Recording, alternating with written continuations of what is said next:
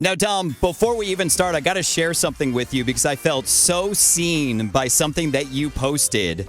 I, too, planned on posting something on the 21st night of September and totally forgot. What kind of content creators are we, Dom? No, you know what's worse? I listen to that song like once a fortnight. It's like one of my favorite records ever. And I remember when it was like the 1st of September or the 2nd of September, I was like, oh, it's nearly the 21st. This is going to be a vibe. And then I noticed it was a Saturday. I was like, this is going to be sick. And it was a show in Vegas that I had on that night as well. So I was like, this is perfect. And I just had a busy week working in the studio, and I completely forgot. And I got off stage and I went, and I really beat myself up about that. Now everyone's messaging me saying, you have to do a remix. You have to like make up for it next year. But I don't know. I'm a bit heartbroken. We'll have to see. Same. I was thinking of posting something on Sunday and just like saying screw it and just acting like it was the 21st.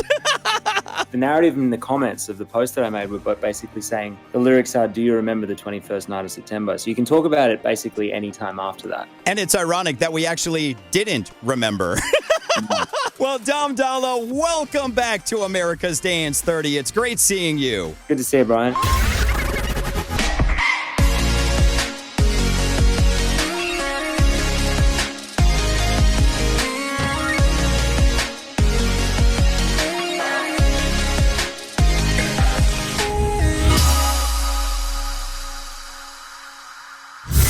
I can't believe that it's been over a year since we've chatted. Congratulations on the massive show that you guys had at the Gorge. That looked amazing. Thank you, man. Yeah, it's honestly been such an incredible ride over the last 12 months. It kind of pinching myself at the venues that we're playing, and I don't know, it's kind of a bit of a dream come true, to be honest. So it's incredible. So what made you and John Summit combine superpowers for Everything Always? I think we're both a similar age and have very similar tastes, certainly in records. And I think we relate to each other a lot just in terms of the industry generally has like a lot of DJs are maybe 10, 15 years older than he and I. And we both sort of had our rise at the same time.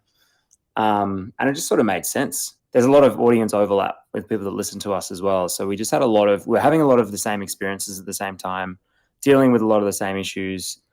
Really loving and performing a lot of similar shows, and we just sort of came together that way. So yeah, it's been pretty authentic, which is nice. Well, congratulations on all that, and congratulations on Girls going #1. That is so amazing. Thank you, man. I'm so stoked about that. That song was like a song idea that I cooked up years ago, and I wasn't sure what to do with, and I only found like the right sort of sonics and production direction late end of last year, I think it was. So I'm just stoked that there are records that you can have on the back burner, or records that you're excited about that always get to see the light of day if they're good enough. So well, yeah. I can't wait to talk about how this song was born. But first, let's get to know Dolla a little better. Last time we got to know you when I was chatting with you and MK with Finky's Firsts. Now let's find out some of Dolla's favorites with Finky's Favorites. I'll do my best.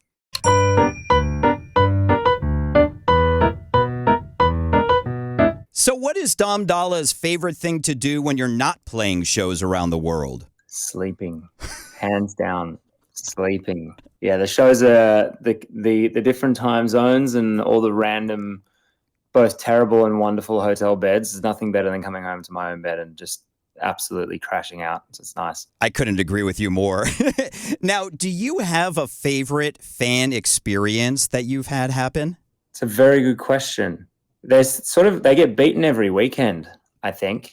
Often people making me things is quite nice. One thing I've really enjoyed recently is I'm a big fan of tattoos, and a lot of my covers of my EPs and singles have basically tattoo designs. And people that share my taste will then go and get those tattooed on them. Oh, wow. It's a massive commitment. Really props to them, because it's something that I could never bring myself to do. But I don't know. It's made me really take the design seriously. Because you never know what somebody's going to put on their body forever. Exactly. A friend of mine, Harley, he does the designs, and he's an incredible tattoo artist. It's just really, really cool to see them come to life and in their true form on people, which is really, really cool. And I remember you telling me, didn't he design the Rhyme Dust cover as well, right? He did, yeah. He did. I remember you telling. I don't remember people's names 5 minutes after I meet them, but I remember you telling me that for some reason. Yeah, he did Eat Your Man as well. He did Saving Up. He's done I forgot, I've lost count. He's done definitely the last few, and he's absolutely smashed them. Yeah, he does a great job. Now, besides your homeland of Australia, where is your favorite place to visit? Honestly, I've been touring for so long that I feel like I've got friends in every pocket of the world. Yeah, Melbourne, obviously my hometown. LA, where I live now, I love it. Probably London when the weather's good, but it's a bit few and far between. I know I'm the palest man on planet Earth, but I'm starting to fall in love with Ibiza, honestly. Or Ibiza, as you guys call it. I say Ibiza now. I don't think there's a wrong answer, but yeah, I'm starting to love it there. I'm just wearing 70 plus everywhere I go. But Smart. yeah, really enjoying it. Very smart. Now, do you have a favorite producer at the moment? It's a very good question.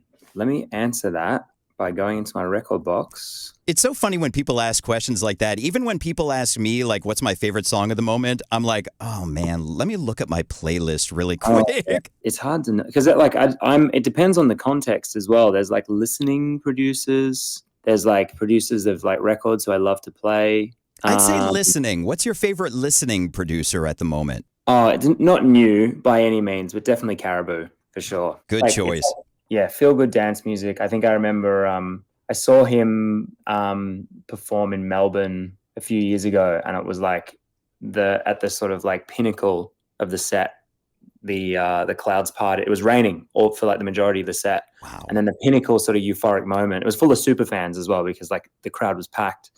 And at the pinnacle moment, the clouds parted and the sun came shining down like right on the stage, and everyone was just like losing their minds. It was really, really cool. It's incredible what rain does to a show. I saw Above and Beyond in absolutely torrential downpour, but it just made it so much more amazing because the feeling is just, it was just euphoric. You've got to commit. You really find yourself like, committed to the experience, and it's not, you're not one leg in, one leg out trying to figure out, what you're going to do after. It's almost as if people know that it's going to be the pinnacle of their night because they've got no choice but to go home and dry off afterwards. Yeah, it makes a lot of sense. Now, finally, in Finky's favorites, what's Dolla's favorite non-EDM song? Right now, my favorite non-dance music record is probably Mariella by Khruangbin, I reckon. I'll have to check it out. Doesn't sound familiar. Yeah, they're like a Texan sort of jam band, and they're huge at the moment. They're like headlining all sorts of festivals across the US.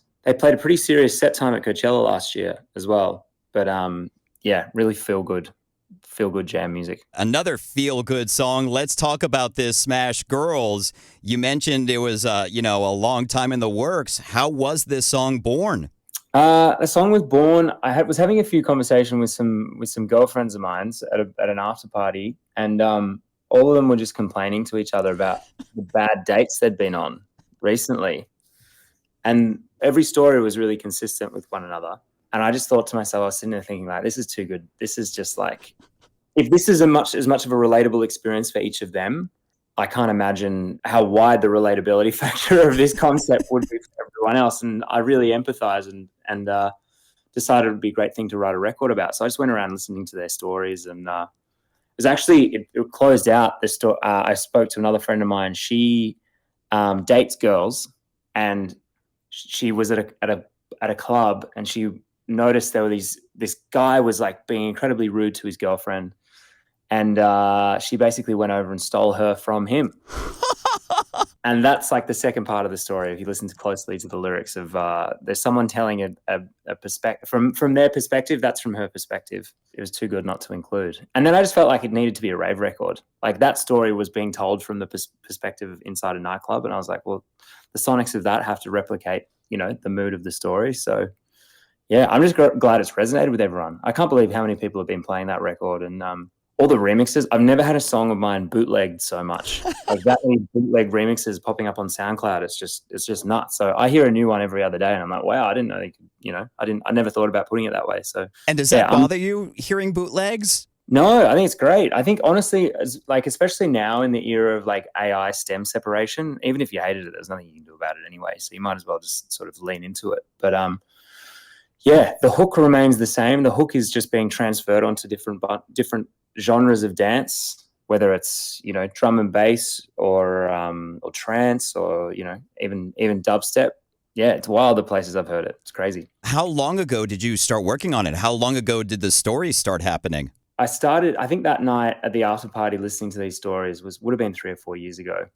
And then I wrote it down in my notes on my phone, and then didn't start spitballing lyrical ideas until maybe 2 years ago, and then just sat on it. I had it a voice memo, my voice coming up with the hook, and then I produced the instrumental underneath my voice, and I was like, I need to have a girl performing this. So a friend of mine, Caitlin Stubbs, who I wrote Saving Up with, actually. She's got an incredible voice, whether it's speaking or singing, and I said, hey, can you re-perform these lyrics? And she's like, done, and sent me back over a version. We to and froed on it a little bit, and like back and forth, gave her some feedback about, oh, maybe perform it a bit more this way or that way, and she absolutely nailed it. So that's her voice first, and then it's my weird robotic voice second, and then it's the instrumental lead after that. And then is that you at the beginning as well, going, hey? Yeah, that was a little voice. That was like a little, I can't remember when that was. I think I was in like somewhere I can't remember what festival I was playing at. Yeah, it's definitely me. It was from like an Instagram story or something, and I needed something to tie it back to my world. And I was like, oh, why not? I feel like people will probably recognize my voice, so I threw it at the beginning of the record. And again, it just adds a fun aspect to it right at the beginning of the song. Now, something that I love to find out about songs that we've talked about in the past is how many different V's there are from when you start working on it, all the tweaking that goes on to when you finally master it and put it out. Do you remember what the final V was of Girls? It's not that many, this one. I think it's like V4 or V5. Oh, that's not bad at all. There are some, yeah, you're totally right. There's like V125 on some of my... Yeah, it's nuts. And that's also on Ableton, I'll often call them, there's final, and then there's final, and then there's final. I'm the same way with these videos. It's so annoying. Well, congratulations on Girls going #1. That is so awesome. What is next for Dom Dolla? I'm incredibly blessed to say my next single is with the incredible Tovlo, or Tuvalu, wow, depending on where in the world you're from. She and I have been good friends for a while now, and been planning on getting in the studio for years. And we finally did it. Would have been maybe like 9 months ago, and the first record we finished was this. So it's a drum and bass record. I was started touring in New Zealand. Would have been in like 2014, and I'm obviously. It's a short flight from my hometown of Melbourne, but I remember arriving there, and it was the first and probably only place I used to hear drum and bass played out for years and years and years. You'd hear it in Auckland and Christchurch, Dunedin, and then outside of New Zealand, you'd hear it in like Perth, Western Australia, and you'd hear it in London. You wouldn't hear it anywhere else. And anytime I used to play in those cities, I was sort of so inspired by it. Thought I'm definitely going to write some sort of like melodic liquid drum and bass track one day. But I decided to start closing my sets with drum and bass in the US probably back in 2018. And honestly, no one got it back then. Like people were like, what the hell is this? And so I decided to like shift it towards the end of my set. And I used to use it as sort of like a euphoric ending, because I felt like people often would want to hear really slow, you know, closing time type sort of records at the end of a set. And I was like, nah, we got to end this on like the biggest high ever. So I'd finished playing. Back then it was when I was playing like 122 to 126 BPM house music. And I'd ended on 175 BPM. And people were like, whoa, and you'd go out on a big high. But now the zeitgeist of music trends has just magically meant that drum and bass is in. And I was like, this is just too perfect of an opportunity not to sort of blend my love of like melodic liquid D&B and then sort of like harder, faster stuff. And yeah, sat in the studio with Tove, and she was like, let's do it. She's like, I trust you, let's go for it. And yeah, it was the first record we finished, which is so exciting, because if this is the first record we've completed together, I can't imagine, you know, what else the future has in store for us. So I just really hope you guys like it as much as we do. Oh, I'm sure we will. Well, two things. First of all, we had drum and bass here, but it was always underground. And I remember I used to love it until a friend of mine played it while I was on the dance floor. And I was like, I have no idea what to do right now. You just don't know how to move to it. And secondly, when I chatted with Tovlo, she said she's totally cool with people saying Tovlo. She said that to me as well. But every time I've, and obviously, her and I've been friends for years and years and years. She's never said anything. And then, but I've used to find I was getting attacked on the internet. I'd be like, oh, Tovlo. And then her super fans would be like, it's Tuvalu. And I'm like, oh, shit. So I actually had to have a word with her. We were in the UK recently, and I was like, so what am I? And she's like, you've been saying it fine. It's just say it how it works for you. And I was like, okay. But those super fans, though. Oh, they'll get you. But yeah, I think I honestly started seeing the tipping point for drum and bass probably, it was just pre-COVID. I think it was like, would have been beginning of 2020. I was closing my sets with it, and the audience were really getting into it as like, and I was like, okay, we're onto something here. But then post-COVID coming back here, everything was faster. Not just music, not just those specific genres, but like, house and techno, it's like not unheard of for things to be 132, 135, 140. So I don't know where it's going to end. It's just going to get faster and faster and faster and faster, and we're just going to explode. Or I think it's going to get slower again and go back towards that Jack U sound to kind of reset. That's where it might go. Well, congratulations on everything. It is so great catching up with you. Dolla, thank you so much for your time with us on America's Dance 30. Likewise, Brian. Thank you so much, man. Appreciate it.